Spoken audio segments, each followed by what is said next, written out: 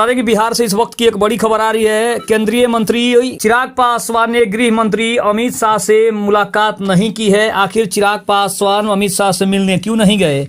नीतीश कुमार को लेकर भी किया बड़ा खुलासा। नमस्कार, मैं हूं संजीव और आप देख रहे हैं आप तक न्यूज। अगर आप हमारे चैनल पर नए हैं तो चैनल को जरूर सब्सक्राइब कर लें। बता दें कि बिहार में एनडीए के भीतर असंतोष की अटकलों को केंद्रीय मंत्री और लोक जनशक्ति पार्टी रामविलास ने खारिज कर दिया है। उधर कांग्रेस ने चिराग पासवान की दलित पहचान का बड़ा मुद्दा उठाया है। चिराग पासवान ने विपक्ष पर भ्रम फैलाने का बड़ा आरोप लगाया है और कहा है कि उनकी बिहार सरकार की आलोचना जनता के प्रति सच्ची चिंता से प्रेरित है। उन्होंने ये भी कहा कि नीतीश कुमार के नेतृत्व में अपराध नियंत्रण में आ गया है और विपक्ष एनडीए में दरार पैदा करना चाहता है। सीतामढ़ी में जानकी मंदिर के शिलान्यास समारोह में चिराग पासवान की गैर मौजूदगी को लेकर सवाल उठाए गए थे। विपक्षी गठबंधन के सदस्यों ने इस अनुपस्थिति को गठबंधन में एक बड़ी दरार का संकेत बताया था। उनका कहना था कि पासवान को जानबूझकर दरकिनार किया जा रहा है। इसी पर चिराग पासवान ने जवाब दिया है। उन्होंने कहा कि वो सीतामढ़ी में थे, लेकिन खराब मौसम के कारण कार्यक्रम पहले ही स्थगित कर दिया गया था। इसके बाद उनका पटना में कार्यक्रम पहले से तय था। बारिश और जाम के कारण जब तक वो सीतामढ़ी पहुंचे तब तक कार्यक्रम खत्म हो गया था। वहीं कांग्रेस के प्रवक्ता ज्ञान रंजन गुप्ता ने आरोप लगाया था कि चिराग पासवान को समारोह से बाहर रखने का कारण उनकी दलित पहचान थी।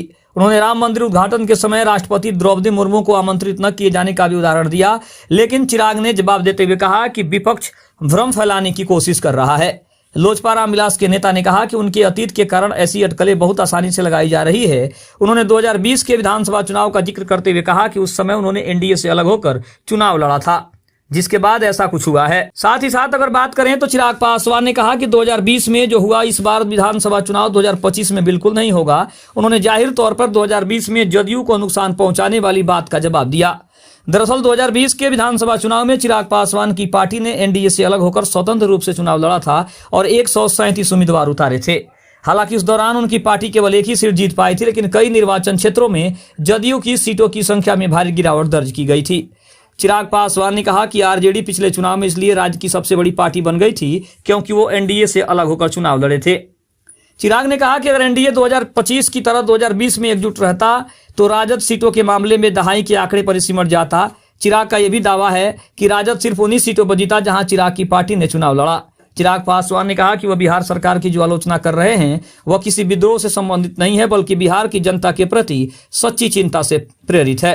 चिराग पासवान ने यह भी कहा कि इन अपराधों के बाद पुलिस ने भी दिखा दिया कि उसमें कितना ज्यादा दम है। अब अपराधियों पर पुलिस हावी हो रही है। उन्होंने कहा कि मुझे मेरे मुख्यमंत्री नीतीश कुमार पर पूरा भरोसा है। लोगों ने ऐसे ही उन्हें सुशासन बाबू का नाम नहीं दिया है। साथ ही साथ अगर देखा जाए तो अमित शाह के पास नहीं जाने पर भी चिराग पासवान ने बड़ा जवाब दिया है। चिराग पासवान ने इस दौरान सीएम नीतीश कुमार को लेकर भी तमाम तरह की बातें कही। खबर